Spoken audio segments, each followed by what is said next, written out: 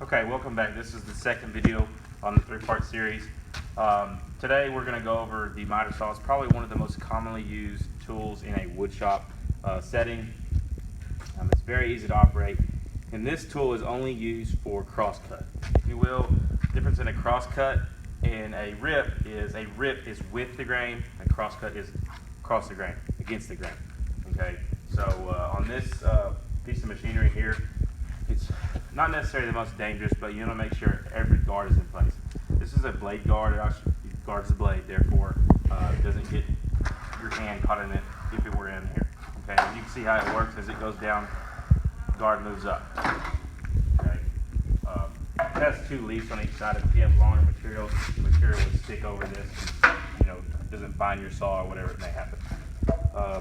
This is your table. This is your fence. The fence has got to be square. Here is a gauge for all your miter cuts. You can turn it, goes 45 all the way back to another 45. So any kind of cut between 0 and 45 you can make on this type of saw. We're going to set it at 0. We're going to lock it into place. I'm going to show you real quick how to make sure the blade is square. Okay. You put the speed square up against your fence, and as the blade goes down, this saw is square. Okay, you can tell pretty square. Okay, make sure you have your safety glasses on when you use this type of tool, but relatively, it's probably one of the most easiest saw to use.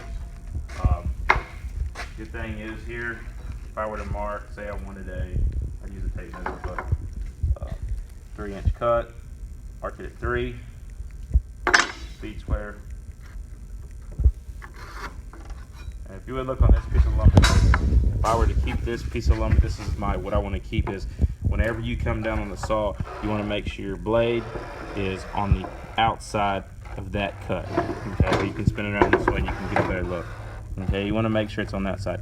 The reason is because they call it the saw kerf. The saw kerf is actually the width of the blade. Okay, as it were to come down, if I were to cut here, cut my line, the way that the width of the blade would take up into my part that I'm going to keep, so therefore it would be shorter than what I need. So that's one thing to understand, is as it comes down, make sure it's on the outside of the cut. Okay, very easy to cut. If you were to hold this, do not get anywhere near the blades. Okay, a lot of saws like the miter saw come with a laser. This one does not, but you will. You want to go slow.